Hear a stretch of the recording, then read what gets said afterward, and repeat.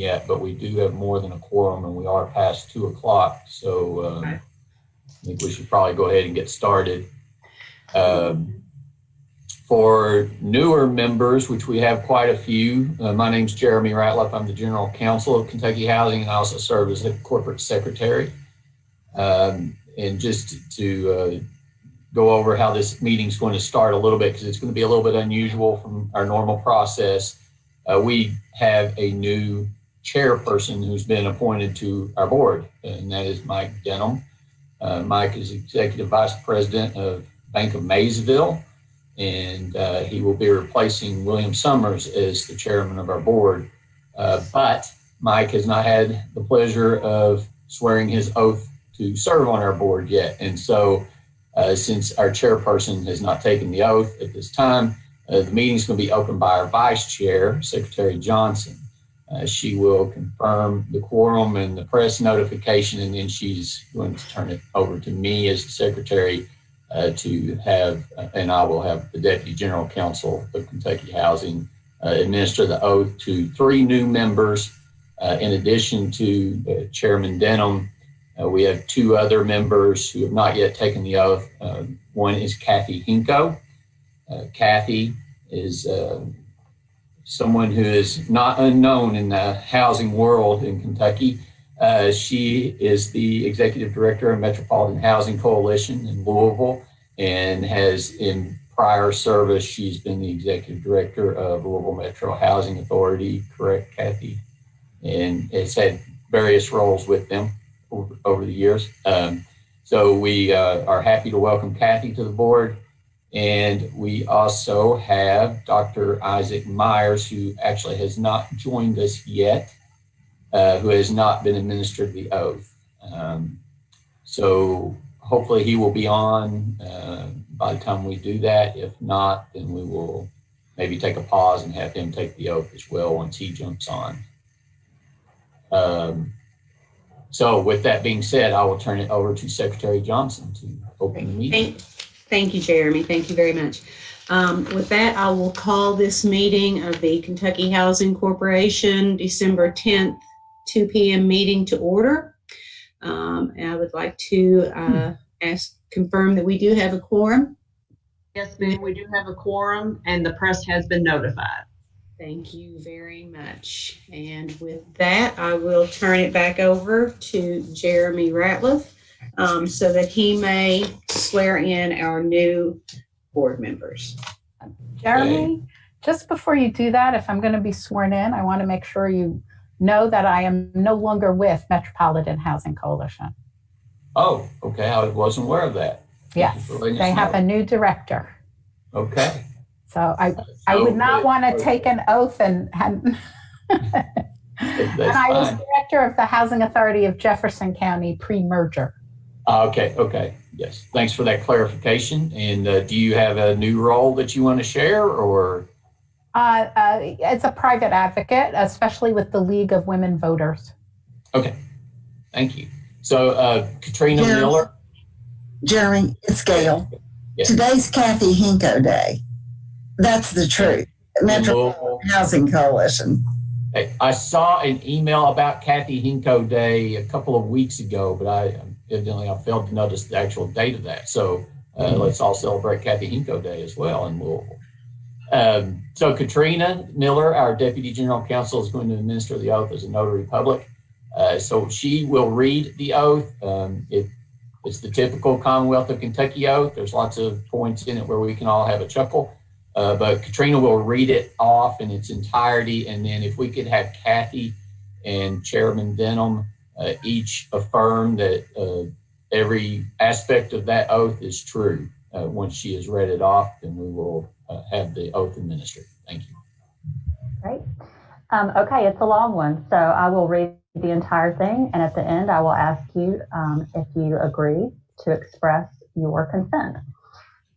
I do solemnly swear or affirm that I will support the Constitution of the United States and the Constitution of this Commonwealth, and be faithful and true to the Commonwealth of Kentucky so long as I continue a citizen thereof, and that I will faithfully execute, to the best of my ability, the office of board member of Kentucky Housing Corporation according to law, and I do further solemnly swear or affirm that since the adoption of the present Constitution, I, being a citizen of this state, have not fought a duel with deadly weapons within this state nor out of it, nor have I sent or accepted a challenge to fight a duel with deadly weapons, nor have I acted as a second in carrying a challenge, nor aided or assisted any person thus offending, so help me God.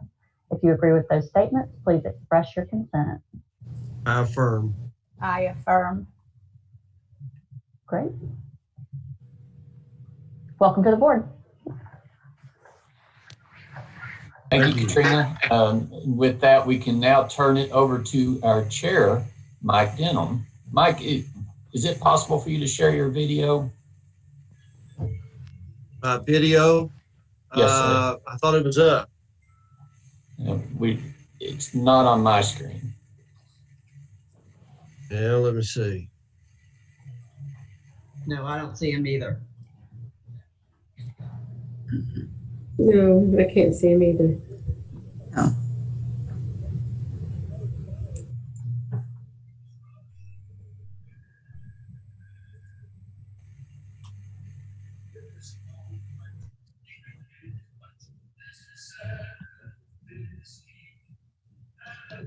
Should be in the lower left-hand corner, Mike. Yeah, let's see. Now, how's that There, work? we've got you. Okay. There you go. We've got you now. Okay. So we turn the meeting over to you, Mr. Chair. All right. Thank you all very much. And thank you all for attending this meeting. I will tell you the last couple of days I've been working with the staff at Kentucky Housing Corporation, and all Kentuckians should be proud of the job Kentucky Housing Corporation has done and is doing. So with that, we'd like to consider the approval of the minutes of the meeting held October 29th, 2020, and the special meeting held November 12th, 2020. Do I have a motion on that? So moved. Second. Are there any questions? All in favor signify by saying aye. Aye. Opposed, like sign. Motion carried.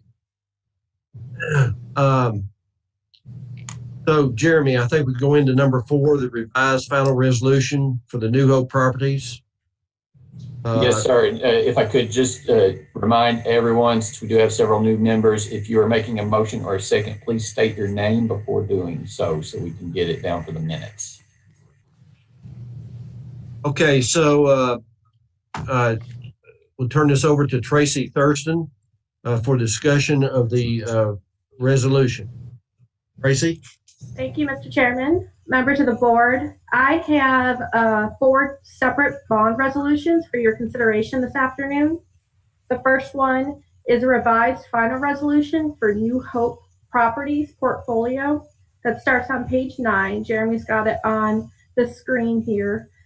The New Hope Properties portfolio received an inducement resolution from this board on May 28th, 2020, and received a final bond resolution on August 27th, 2020. With the impacts of COVID-19 on HUD processing, the portfolio is now requesting an extension on the final bond resolution. It currently expires at the end of this month. This revised final resolution will extend through May 31st, 2021. The request is for a bond authority in amount not to exceed $36 million. The project involves the acquisition and renovation of 9 existing apartment complexes in Hopkinsville, Kentucky, with a total of 454 units. Essentially, it's a conversion of their public housing authority stock under HUD's Rental Assistance Demonstration Program. They do anticipate possibly closing this month, but we wanted to get this revised final resolution in front of you in the event it gets pushed into January. The development team is listed on your board agenda item, and staff recommends approval of the revised final bond resolution for New Hope Properties. Tracy, could I ask a question? Tell me about your development team. Have they done this a development like this before? They have, not in Kentucky. The community group is the developer on this, and they have done a lot of these, what's called rental assistance demonstration program conversions across the country.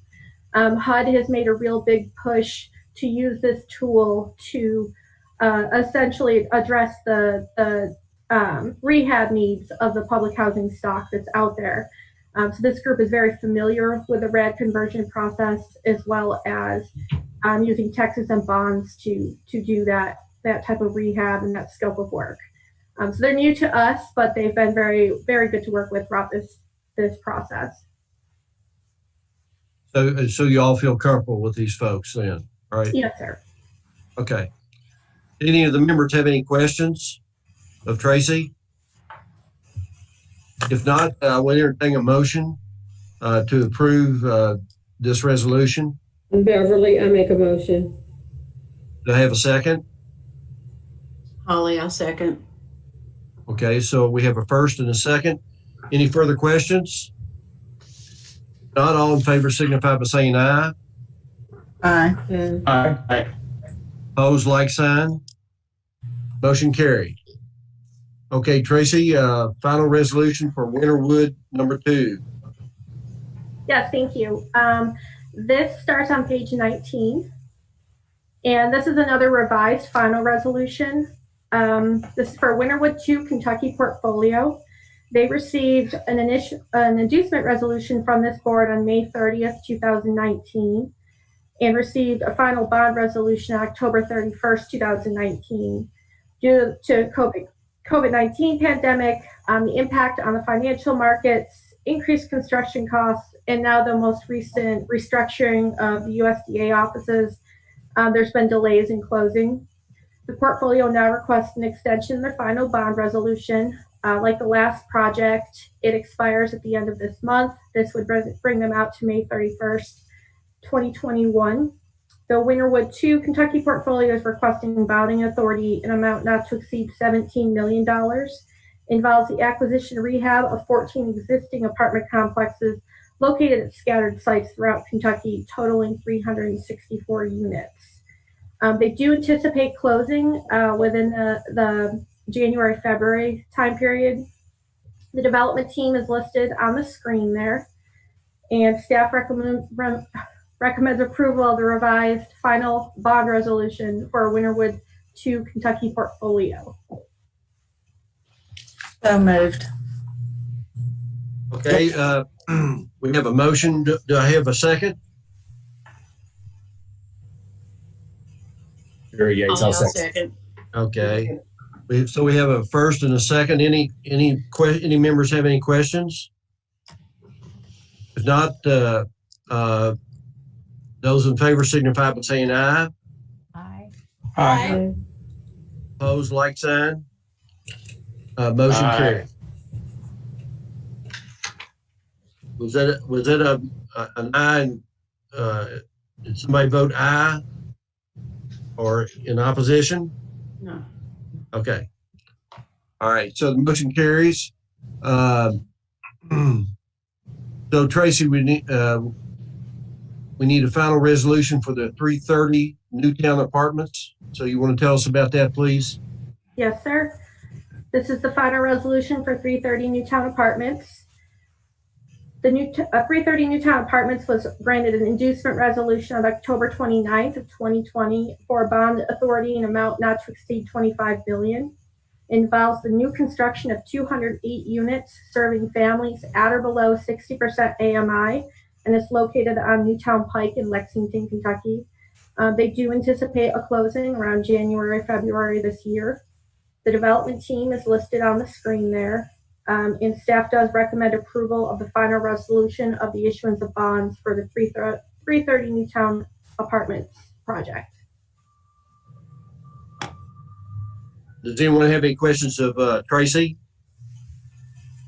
If not, I'll just say I asked because there were two Winterwood, but I am assured that they can do both. That their capacity is big enough to do new construction and the rehab. So I'm trusting the team. Yes, I do believe they have capacity to do both, along with whatever else they have in our portfolio right now. But we do keep an eye on that. Tracy, can you tell us a little bit about Winterwood to help us along here? I'm not familiar with those folks at all. Sure. They serve as both developer and management company for a lot of deals in Kentucky. They're based out of Lexington, Kentucky. Their CEO is Mike Hines, and they've been a really good partner to KHC over the years. As a management company, they're very well respected, and they most of their projects, if not all their projects in our portfolio that we do compliance on, are in very good shape. And if they're not, they take steps to address them through coming in for tax credits, tax-exempt bonds. They also tend to serve as property management for a lot of rural projects. So that was the last bond resolution you saw. They rolled up 14 small rural projects into one bond issuance to address their rehab needs. This one just happens to be a new construction of over 200 units in Lexington, but they're a good partner to work with, and we speak very highly of them. Thank you very much. Any other members have any questions of Tracy? If not, I'll entertain a motion to approve this resolution. People make a motion. I'm sorry, I couldn't. Okay. So we have a motion and we have a second. All members in favor signify by saying aye. Aye. Aye. All opposed, like sign. Motion carries. Okay, so Tracy, you want to talk about Cambridge Square? Yes, sir. This is an inducement resolution for Cambridge Square. So this is the first time we're bringing this to you. It's very early in the process, and this will be brought back to the board like the other projects you just saw for final resolution when they get closer to closing. So this essentially will allow them to proceed with moving forward with a project and start incurring costs that they can charge eventually against the bond proceeds. So Cambridge Square involves a project in Covington, Kentucky. They're requesting bonding authority in an amount not to exceed $33 million. Involves the rehabilitation of 200 units. And this property has a project-based Section 8 HAP contract on it, covering 199 out of the 200 units. The development team is listed there on the screen. And as I mentioned before, as financing progresses, we will bring this back to the board to authorize the issuance and sale of the tax-exempt bonds through approval of a separate resolution. But at this time, staff recommends the board approve the inducement resolution authorizing the tax-exempt financing of Cambridge Square project. Tracy, can you tell us a little bit about the development team? Sure. This is the second project we've worked on with them. They've got one currently under construction. They've worked mainly in Northern Kentucky, and so far they've been very, very good to work with, very responsive team, and the construction is of very good quality. This project in particular definitely has rehab, the rehabilitation needs to be addressed. Projects with the project-based Section 8 HAP contract on them, we definitely tried to get to preserve that HAP contract. So this rehabilitation will help preserve those affordable housing units for quite a while. Okay, thank you. Any members have any questions of Tracy? Well, I'll just say you might as well know where I come from right now. I certainly will want to know in the future how any of these fit into the analysis of impediments to fair housing choice and a fair housing analysis.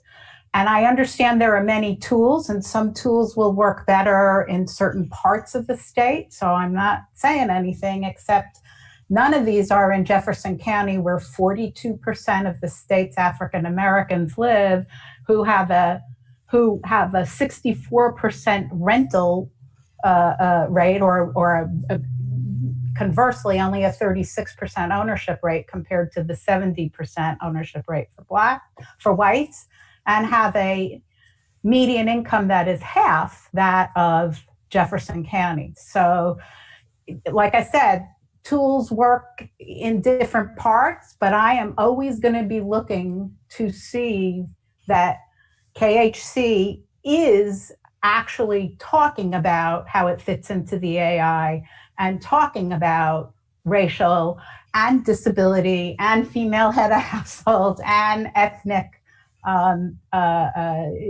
populations being, served well. So I'm just letting you know. Okay, thank you, Kathy. That's noted.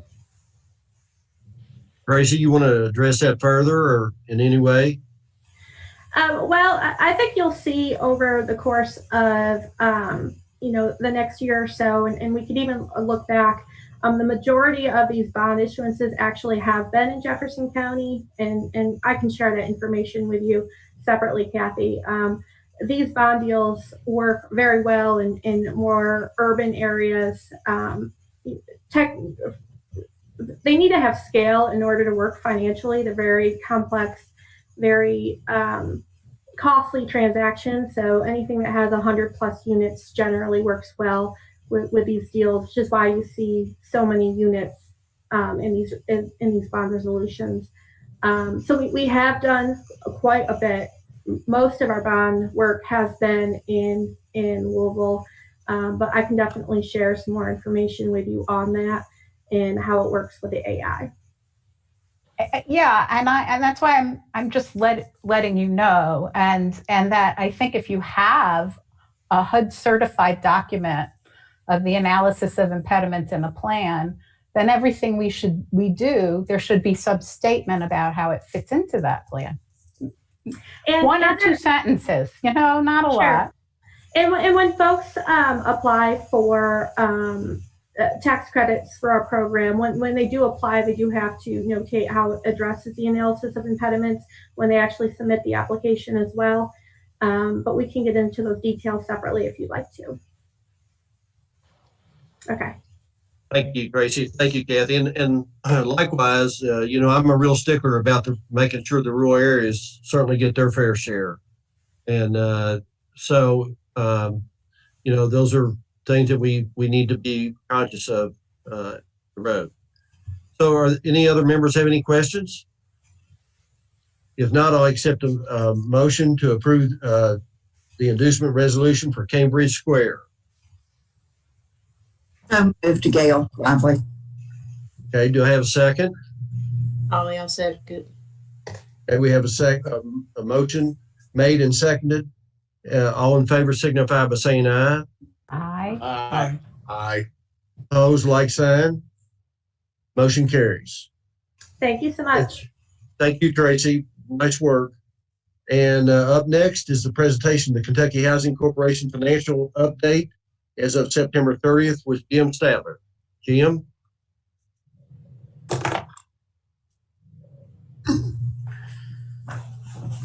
I'm there. Thank you, Mr. Chairman. Good afternoon, everybody. Happy holidays. Today, I'm going to be presenting what I do on a quarterly basis with a financial update on how the corporation is doing. It's 5 statements generally. Hopefully the story of the 5 statements links together and everybody gets a pretty good idea of where we are and what we're doing. And this statement, first statement up here, is the statement of net position. As is consistent with what has happened for the last several years, our overall total assets are shrinking. That is by design.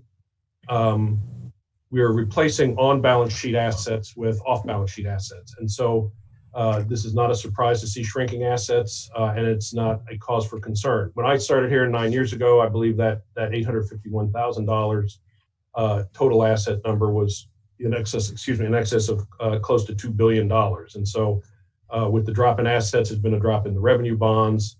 That is on line A, is the revenue bonds.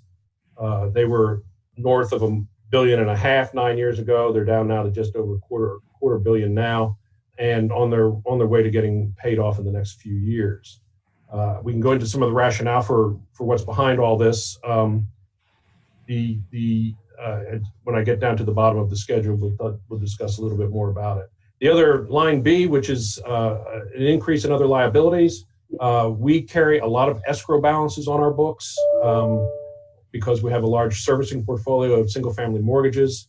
As the borrowers pay their escrows in, they are recorded in cash on one side, other on the other, and that number grows into the fourth quarter.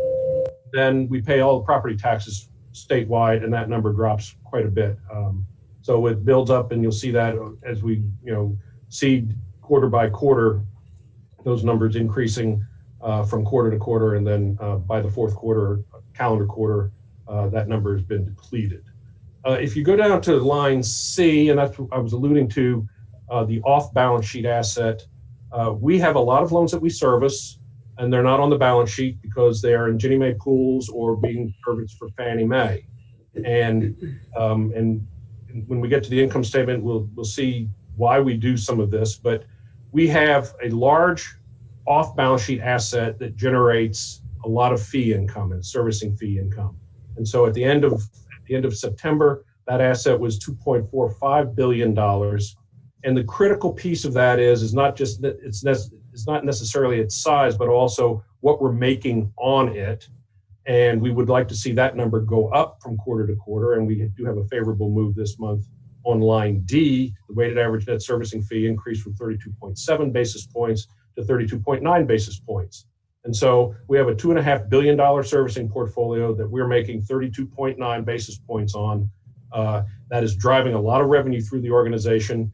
And we put that on the statement of net position so that the board and can get a feel for how big the company really is, if you want to look at it that way, with income generating assets, most of which are not on the books. And there's if we go to the next schedule, Jeremy, we can talk a little bit about why we have moved away from bonds and into the service for others on the Ginnie Mae pools. If you go to line E, and this is the income statement of the business side of Kentucky Housing Corp., and it does not include the programmatic efforts, which operate pretty much at a break even, administering federal and state programs. You'll see that for the first 3 months of fiscal 21,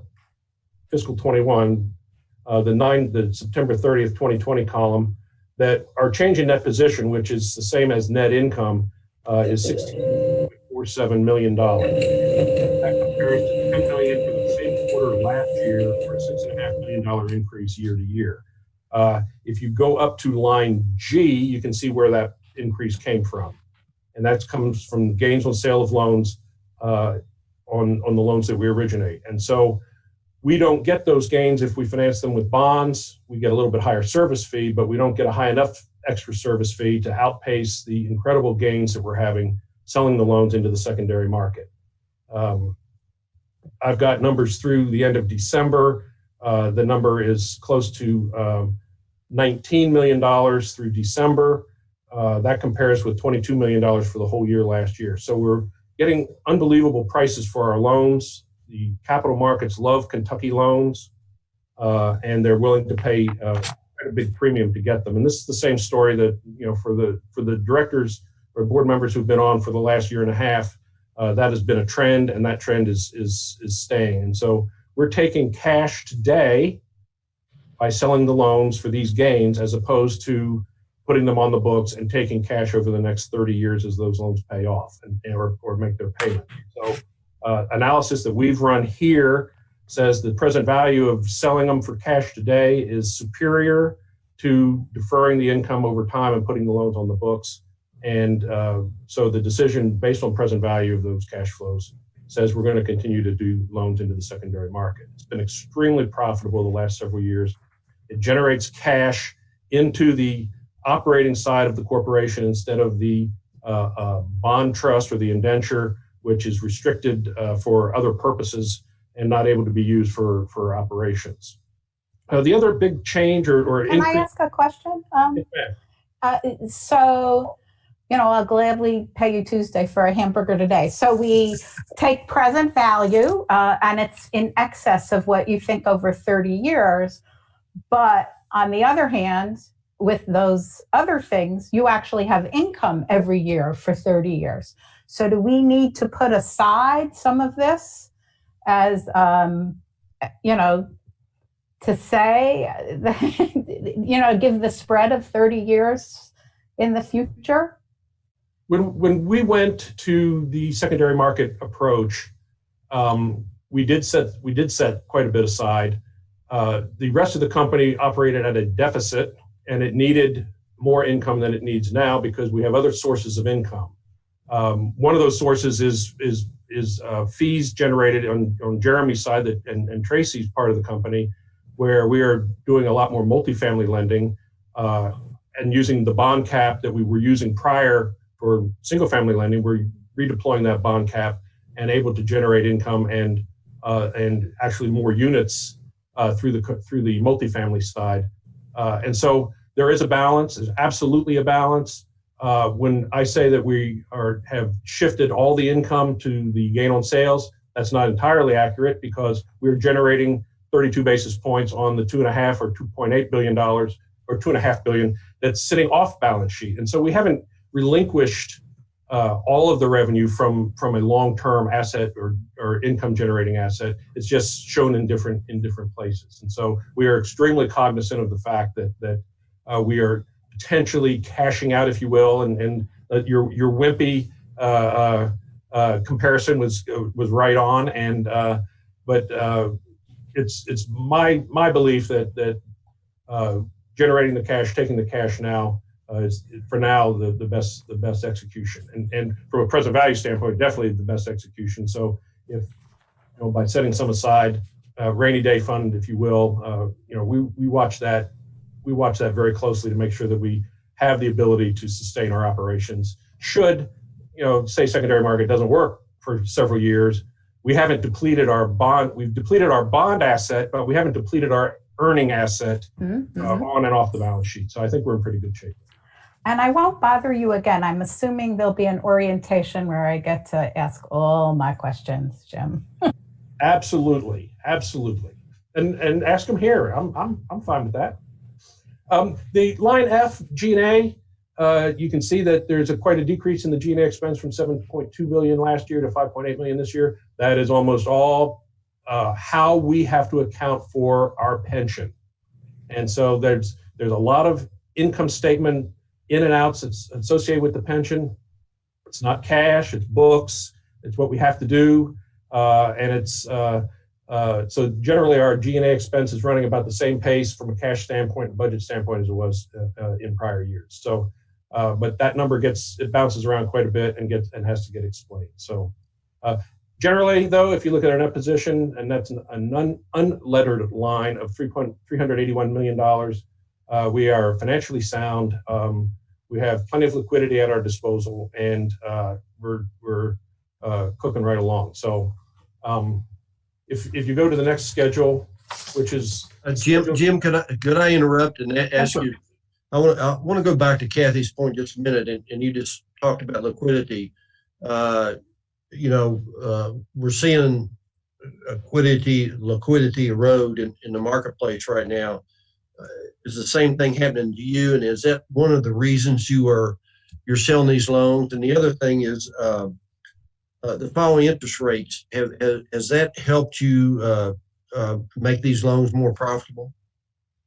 Looking at liquidity first, we don't have a liquidity problem on just a general run the company basis. We're able to pay our bills with the secondary market gains. We're not using all of those gains to pay our bills.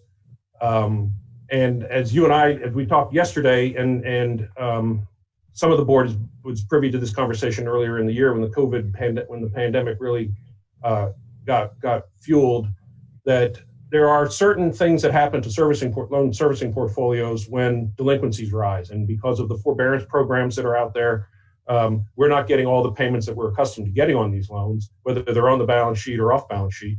And what we still have to pay out our Ginnie Mae security holders, or if we had a bond portfolio, we still have to pay our bond holders, whether we get the money or not. And so we saw that possibility happening when all the forbearance conversations started, and we negotiated higher lines of credit with our banks, so that should we start running into a liquidity crunch, we'd be able to borrow for it.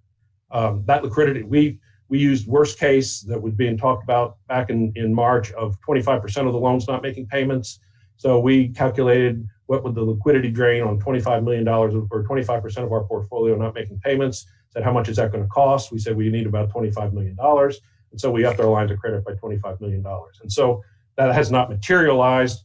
Our actual delinquent loans are 7.5%, not 25%. So it has not been a negligible impact, but it has not been the disaster that we actually got the lines of credit for. And so, but from an ongoing standpoint, we are not having to tap those lines of credit because we do have enough income and generating enough cash to be able to number one, meet our operating expenses, and then second, meet the obligations on our bonds and our Ginnie Mae pools. And so we're losing liquidity to the tune of about $750,000 to $1 million a month. So each month that we get more and more forbearance, more payments that we're not getting, it's eating into our liquidity. That's a temporary eat into our liquidity. We will recover that with claims against FHA primarily, or with recovery of payment streams from our borrowers. And so it's just a matter of getting us through, a 12 to 24 month, hopefully no longer than that, issue here with the pandemic, and then we'll be getting some of that money back. We are getting, for borrowers who have claimed forbearance and then have gone back to work, we do file claims, and we're recovering money that we were out, March, April, and May. We're recovering it from FHA now through claims process. And so it's working. And we do not have a liquidity crunch to speak of at all. Your second question was, I'm sorry, Mr. Chairman? It was about rates, the decrease in rates helping the value of your loans that you've sold. Does that increase your profitability on those? Yes and no. When we build our pool, our Ginnie Mae pools, we actually issue 5 pools at a certain rate, and they're based on different unpaid principal balance of the loans. And the people who are a lot smarter than me in New York say that loans under $85,000 in Kentucky, in the Commonwealth of Kentucky, will never pay off, and we're willing to pay a lot of money in premium because we think those loans are going to last forever. I don't necessarily share that, and if you're wrong, if they are wrong, they paid me and they're wrong. If I put all those loans into a bond and I'm wrong, I have to write something off and go to the board and tell them I had to write something off. Mm-hmm. And so I'm not necessarily going to avoid it if the present value of it says to do it, but the present value does not say to do it. So I'm going to cash those out and not have the risk of runoff. So these loans have value in today's market because the lower the rate, the slower they will tend to prepay. And MBS servicing or bond servicing, it's not like buying a treasury where you have scheduled principal payments and it doesn't matter. You don't have what I call the borrower has a put against me. He can always pay me off, and he doesn't care that I paid a 10-point premium to get his loan. He can pay me off the day after I pay it. I write off 10-point premium. And so, but these loans, the lower rates, they will tend to not prepay as fast. Those of us who experienced 15% loan rates, when they got down to 8, people said, "Oh, these will never prepay. These 8%ers will never prepay." So everybody dove headfirst into the 8s, and 2 years later, rates went to 6, and all those prepaid. And I have written off these premiums in my career, and so it's not a pleasant thing to do. So yes, the lower the rates get, the higher the propensity of the loans to stick around. And if everybody can tolerate paying a 114 for a 3% Ginnie Mae security, which is going to yield them practically nothing, then so be it. But I don't want to make that investment, so I'm going to sell it to somebody. Okay. The pay-ups are better for higher rate loans, and so we started this program and selling these pay-ups when rates were 4.5% securities. They really got some great pay-ups. Then the market went to 4s, and the pay-ups got a little thinner. Then it went to 3.5. It got thinner, and now yesterday I sold 3s, and it was thinner yet. And so the profits were in the higher rate loans because those are really considered. First of all, they gave them a much more decent yield. But second, the thought that they would prepay was not part of the equation. And our loans that we made 2 years ago are paying off. And so, it's not a foregone conclusion that a 3.5% or 4% loan is going to stick around forever. And so, if rates go down to 2.5%, we're going to have another run of loans pay off. But right, the actual rate is creating less market. What it's making is home ownership more affordable, but not necessarily making the pricing of the loans you're selling into that market better or worse. Right. Okay. Thank you. Thank you. Statement in front of you now, which is the statement of cash flows. It's an abbreviated statement of all the cash that moves in and out of the company. I don't have anything actually marked on here. There's nothing particularly remarkable. Something I have brought up in the past is that if you look at in the bottom part of that, the fundings of housing mortgage loans of $159 million and the conversion of those loans to MBSs of $150 million, those are going to go lockstep together. That we're going to make a bunch of loans and we're going to sell or convert and sell a bunch of loans. And so they're going to be about the same amount each quarter. The big part of that is that we were able to fund $160 million of loans, and we only needed $95 million of line of credit money to do it, which means we do have a reservoir of liquidity that we manage that allows us to not have to borrow money to hold the loans, but to actually use our own liquidity to hold the loans and then sell them off. And so we have what I call my sawtooth chart. It goes for 30 days. We build, and then we settle our pools, and it goes back down to zero. And so, but this chart it took more liquidity in years past to originate the loans that we were originating than it does now, because we have been able to build up a little bit of a cash reserve. If we go to the next chart, Jeremy, please. This one, I've been here 9 years. This took me 5 of those years to really try to figure out. The top part of we're getting into the budget versus actual. Everything we saw in the first 3 statements was actual. This is the actual compared to the budget. And the second column, year-to-date budget, and the third column, year-to-date actual, are what we're comparing. And then the fourth column is favorable or unfavorable, actual versus budget. And I've got a couple things labeled here. If you go down to the bottom, and we'll work up from there, line H, the $1,979,000, is a favorable to budget figure. So for the first 3 months of the year, we are doing almost $2 million than we had budgeted that we'd be doing. Don't get too excited because there's a couple of anomalies in here that we need to talk about. If you go to line I, $1 million of that $1,979,000 is because our operating expenses are $1 million under budget. And we'll talk about that in a minute. If you go to line J, the other part of the $2 million favorable to budget is that we are almost $1 million favorable on the income side. The income side is what's above here that I do want to talk about. And there's a couple things going on here. If you look at line K, which is our rental assistance admin fees that we get from HUD to administer both our Section 8, both Section 8 programs, Housing Choice Voucher and the project-based, you'll see that we're $700,000 favorable to budget. We got a big slug of money from the CARES Act in May, and we deferred it because over time so that we could, for our June 30 audit, we didn't have all that income in a year that we hadn't actually earned it yet. And then my controller retired, and we have a very talented new controller, but what we didn't do is we didn't defer some of it at September. And so all of that money's going through in the first quarter, and it will not be repeated. We'll be on budget for the rest of the year, but that is a one-timer that's making the first quarter look great and the subsequent quarters not so great. If you go to line L, which is a negative to budget, we had budgeted as part of our reaction to the COVID, we had resurrected what we call the Unemployment Bridge Program.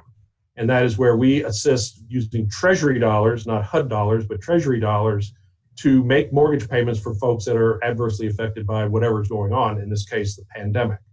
And we thought that there would be much more robust usage of that program than there has been. And that program requires that borrowers who have lost their jobs to eat into any financial reserves that they have before they can qualify for this program. The forbearance program under CARES Act, you don't have to do that. And so the folks are opting for the straight forbearance as opposed to chewing up some of their financial reserves. And so we don't have as much income there. And when we get to the expense side, the expense that we incur in support of that program is favorable to budget on the expense side. So net, it's not having an impact on the bottom line, but it does show up as an unfavorable budget variance on the income side. If you look at the two lines, the two M lines, if you will, loan servicing and home ownership. Home ownership is our single family lending program. And then loan servicing primarily is our single family servicing. And so home ownership dates the loan, like they like to say. They have it for 60 to 90 days, and then servicing is married to the sucker for the next 30 years. And so we had started the budgeting process before the pandemic. We've completed the budgeting process after the pandemic, and we put some conservativeness in both our production numbers and our servicing numbers. The production numbers, because we didn't really know what was going to happen to loan originations, and so we put a little bit of conservativeness in that. And in servicing, we knew that we were not going to get all of the servicing dollars that we were expecting because we were going to have a lot of payments in forbearance. And so we dropped that and went a little bit conservative on that. Production is great, so the home ownership numbers are better. We're getting higher fee income there. And we are not missing as many payments as we thought we would be missing on the servicing side, so we're a little favorable there as well. Those numbers may actually continue through the next 3 quarters, but we have more loans in forbearance today than we did 3 months ago, which was a lot more than we had 3 months before that and 3 months before that. And so it is piling up, and I don't have a chart to show it, but our delinquencies are up pretty dramatically, actually. As a loan goes into forbearance, it's 30 days late, and then it gets into the 90, and then 120, and then 150. So it's all piling up in the seriously delinquent area because we can't. Number one, we can't recover we can't get the borrowers current yet because of the forbearance period, and second, we can't foreclose in this environment, and so everything's just piling up there. Our foreclosure number looks pretty good because we're not putting any more loans into foreclosure, but it's all sitting there in the 90 plus delinquency bucket. And I'll have a more in-depth report for that at the February board meeting when I talk about these figures for the first 6 months as well as some of the servicing numbers. So anyway, we're $2 million favorable variance, favorable to budget. It ain't going to repeat itself. I think we'll still be favorable to budget going over the next 3 quarters, but it won't be at the $2 million per quarter clip. Jeremy, last schedule of mine, please. This is the expense side. If you recall on the page before, we were $1.6 million ahead of or under budget, if you will, on actual expenses. And I've numbered a couple of biggies here. Salary and benefits were $730,000 favorable to budget. That is the second anomaly that has occurred to us when our controller retired. And he's heard about both of these for having saddled us with this. But we pay bi-weekly at Kentucky Housing Corp.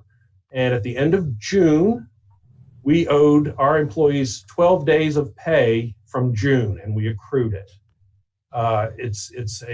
We are not on a strict fund accounting basis like most governmental units. We have financial statements that we have to have accruals and deferrals. And so we accrued 12 days of payroll that we owed our employees from June 18th through the 30th. And then the accounting trick is you reverse that at the beginning of the next quarter. And so we reversed it. At the end of September, we also owed our employees about 10 days of pay, and we didn't accrue that because we don't do it on a quarterly basis. So we have this big bubble of no income or no expense for the first quarter. That's not going to stay that way. For the year, we'll be right on budget. And so there's going to be some quarterly by quarterly variances. I've talked to our new controller, and we may try to smooth that out a little bit and get away from some of the swings that happen just because payday happens, this day versus the end of the month. So, but anyway, that 730 is not going to repeat itself. So that'll be something else that we'll look at in future quarters. Line O, legal fees. Can I just ask? How do I say this? It's an open session. I know that a big decision has to be made that might affect whether people stay or leave. None of that's reflected here because we don't have that decision made yet. That's correct. That decision has not been made. It's under advisement, but it's not been made yet.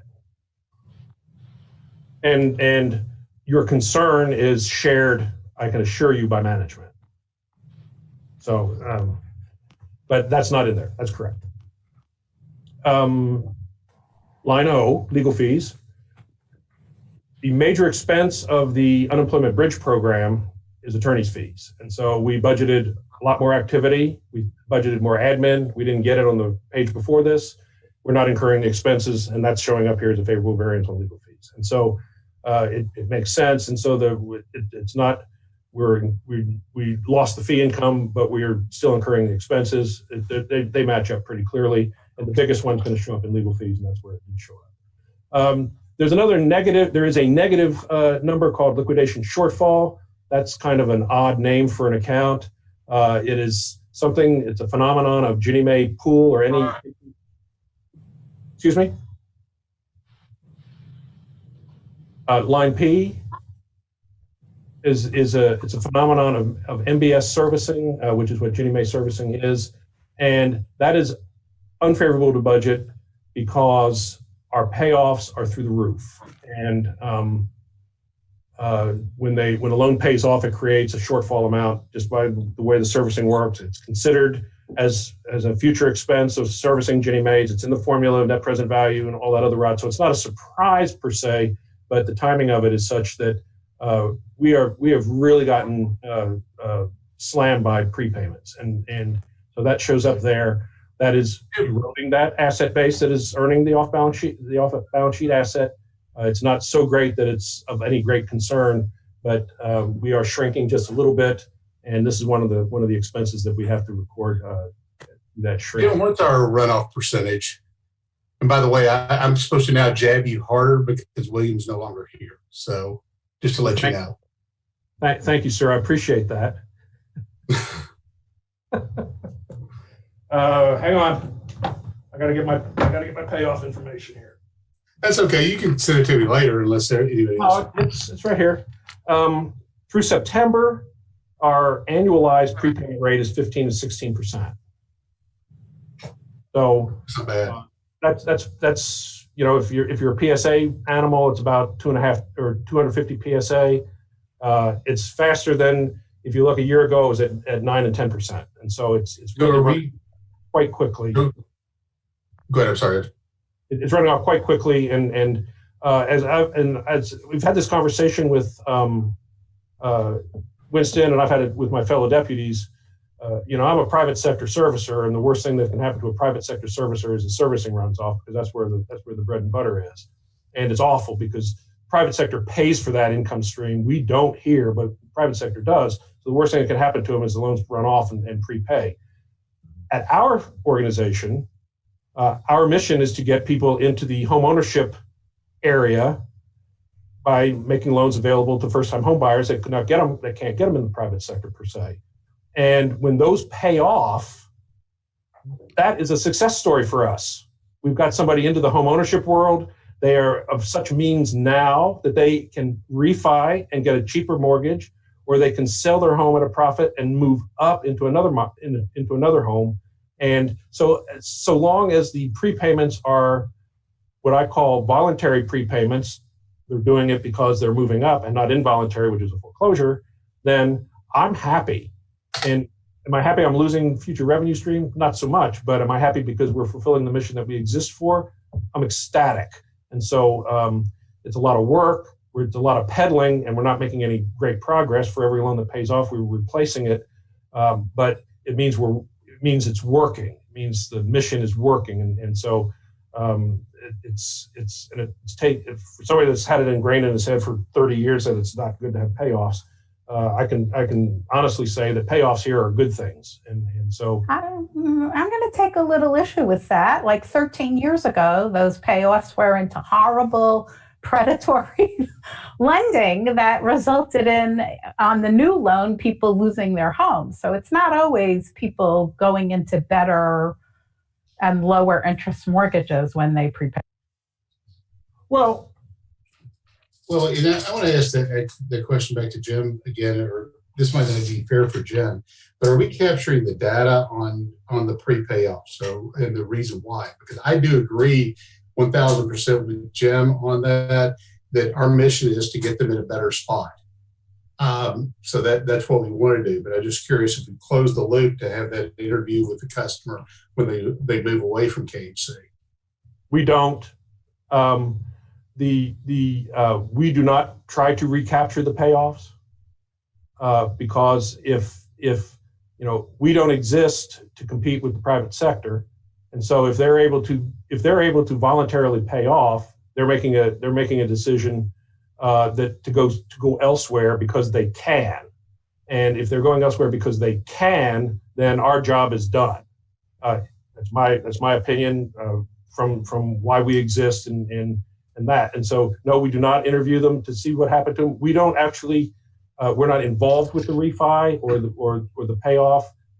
We often don't know there's a payoff coming until there's a payoff statement requested, and then we get money wired into our bank accounts. And so we don't do that, and that might warrant maybe looking into some, but. Well, and it might not be in your world, Jim, but from a program perspective, it probably might be, because again, I agree 1,000%. I very seldom agree with you. Again, I've been told I've got to start jabbing at you a little bit more, but I agree 100% with what you're going is the mission. But if they're going to, as Kathy just put it, they're a different type of loan, and our program is pushing it off because there's other market factors at play, then we might want to look at the program on the front side and how we're working with the educational standpoint and things of that nature. Because I do think you're right. I'd love to see this stay at 15% because we're doing our job, but it does hurt our balance sheet. My organization actually looked at all of the foreclosures for 6 months in 2000, residential foreclosures as they were filed for 6 months in 2007. And as many people had owned their home for 10 years, and it was the new loan that they lost their home on. So, and I just want to remind you that KHC is the finance agency, and but you also have the analysis of impediments to fair housing choice. That's yours to, administer along with DLG. You have a whole nother part of KHC, and so we should know what is going on and whether people are successfully just lowering their interest rate and doing great, or whether they're falling into predatory lending. I think it's very important to know that. And KHC almost lost its shirt because we didn't know that, 13 years ago. Not you alone. I'm not blaming KHC, but I'm just saying we need to know more because there's other parts to KHC. Point well taken. Point taken. Jim, I just may say that I'm really impressed with the way you handle your numbers and way you explain them. And so, do you have anything further that you want to discuss today? No, I'm done. And this requires no action except an ear and comments. No board action. Any members have any additional questions? I want to agree. This was you explained things super well, and I'm sorry I'm not jumping at you. I'm jumping at the world in general. No, Kathy, that's a point well taken. I mean, I was lending in that for a different company. I was lending into that market, and Countrywide came and tried to sell us a product, which was the payment option arm, and that got a lot of people in trouble. And I asked the salesperson, I said, "You're selling a loan that can neg am on these people, aren't you?" And he said, "Well, we don't use that term anymore." And I said, "I don't care whether you use the term or not. You have a product that can neg am. We're not going to offer it." And so, there are choices out there at the lender standpoint also not to lend using those type of predatory, no matter how good it looks to the borrower. But it did happen, and you make an excellent point. Jim, can I ask this one question? A direct KHC loan to a couple buying a house right now, what is the average interest rate that you're charging? We're out at 3. If you need down payment, if you're getting down payment assistance, it's 3.5%. If you are bringing down payment with you, it's 3.25%. Okay, so just above the secondary market a little bit.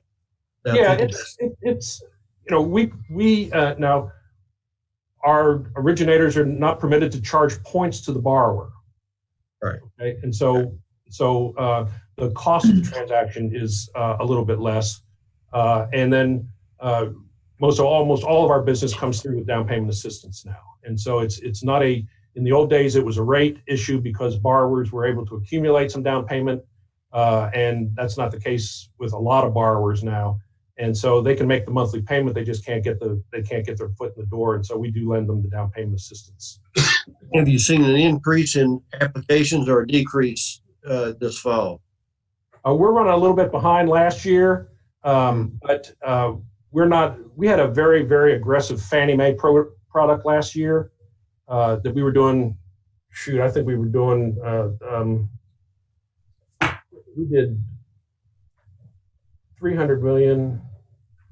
So we were doing 40 to 50 million a month in that. And Fannie Mae pulled that product. And so we don't have that product anymore. It was a great product for the borrower. It was targeted to affordability. It was not a product that we were going to be able to make a whole lot of money on, but they pulled it, and we could not match it because it was a conventional loan that didn't have MI on it.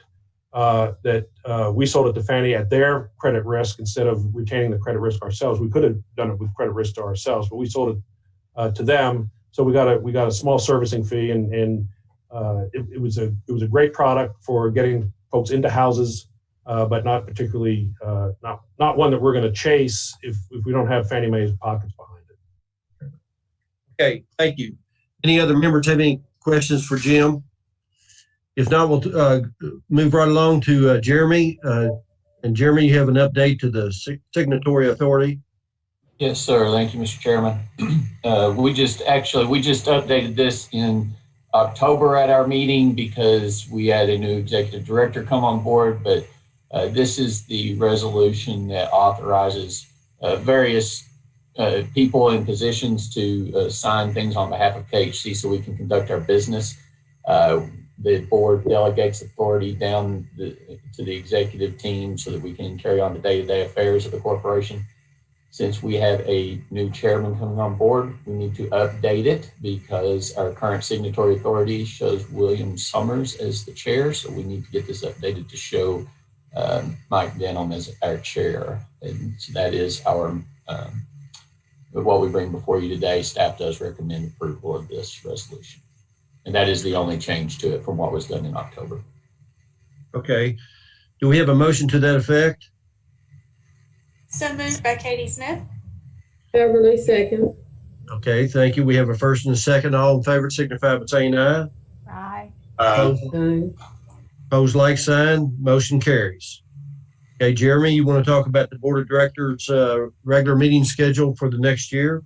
Yes, sir. At the last meeting of the board each calendar year, we ask that the board approve a resolution establishing the schedule for our regular meetings for the following calendar year. Per our bylaws, the board is to meet the last Thursday of February, April, May, August, October, and then the second Thursday of December. We are bringing this item to you for your approval for next year's schedule. I will call your attention to the fact that we have an added meeting to this schedule for March. That would be the last Thursday of March. Some reference was made earlier to a large decision that needs to be made by the board in 2021 during this fiscal year. And I think most of us are aware that that is related to the pension. As a quasi-government agency, we have been afforded the opportunity by the legislature to make a determination of whether or not the KHC should remain in the pension system or exit the pension system. That decision is to be made by the board. We are setting that meeting in March for the board to actually vote on that decision and make that determination at that time. There's a good deal of work that has to be done to complete that process once the board does make that determination, and all that work has to be completed in April. So we really need the board to make that decision in March. So this schedule does add the March meeting for next year, and staff recommends approval of this schedule. Any members have any questions? If not, I'll entertain a motion to that effect. So moved. Kathy second. Hinko? Drew Hayes, I'll second. All in favor signify by saying aye. Aye. Opposed, like sign. Motion carried. Jeremy, you want to talk about the recognition of Mr. Summers? And just let me say that I was as shocked as anyone when I got this call. And Mr. Summers has since reached out to me, and he is a wonderful gentleman. And we had a really long and good conversation about KHC, and I can tell you that I realize I have big shoes to fill, and I'm thoroughly impressed with Mr. Summers and the job he's done over the last 12 years. Jeremy, you want to go ahead? Yes, sir. So it's everyone knows by now, we now have a new board chair. That means William Summers has come off of our board. As Mike has mentioned here, William had served in the role of chairman of our board for 12 years. He was appointed by Governor Steve Beshear on June 17, 2008. And he has been a faithful and dutiful servant in that role throughout the 12 years. He's been a strong advocate for KHC. He's been an active board member and a very reliable board member for us. As corporate secretary, I'll just say he was very easy to move into that role with. He made it easy, and everyone at KHC greatly appreciates the role he has played for us for the last 12 years. And so staff recommends approval of a resolution recognizing William Summers for that service. So moved. Okay, so I have a motion. Second. All in favor signify by saying aye. Aye. All opposed, like sign. Motion carries. So we all unanimously support the recognition of William Summers. Jeremy, we have a recognition of Lisa Barron. Is that how you pronounce her name? Yes, sir. It's Lisa Barron. Barron, okay. So Lisa, many of you will recall, we actually had a recognition of Lisa early on in 2019 because she thought she was retiring from KHC at that point, and had a very distinguished career throughout that time in multiple roles at KHC. But we bring back a resolution to recognize her now because she may have thought she had gotten out of here, but we managed to drag her back to us to fill the role of interim executive director as we transitioned between administrations, and after Edwin King had resigned and taken another opportunity elsewhere. Lisa was gracious enough, I guess, is how I would put it, to come back to KHC and fill that role. I'm confident that everyone on the executive team would agree with me that she was, and maybe I don't think anyone could have filled that role any better under the circumstances and during the time period that KHC was going through when she came on board. She's a tremendous leader. She's just been a tremendous benefit to KHC throughout her career. But she assumed that role on August 17, 2019. I think Lisa would tell you she did not expect to be here more than about 6 months in that role, but we managed to keep her around for a little over a year. So Lisa made it to November 15th in that role, and staff strongly recommends approval of a resolution recognizing her for that service to not only KHC, but to the Commonwealth. I have a motion in that regard. So moved, Gail Lively. Okay. Seconded, Kathy Hinko. Okay, so we have a motion and a second. All in favor signify by saying aye. Aye. Opposed, like sign. Motion carries. Jeremy, I'm not aware of any informational items at this point, unless you or Mr. Miller have some informational items you want to discuss. One thing that I would raise is that we do need to conduct some board training. We've got a number of new members, and we are working on getting that set up.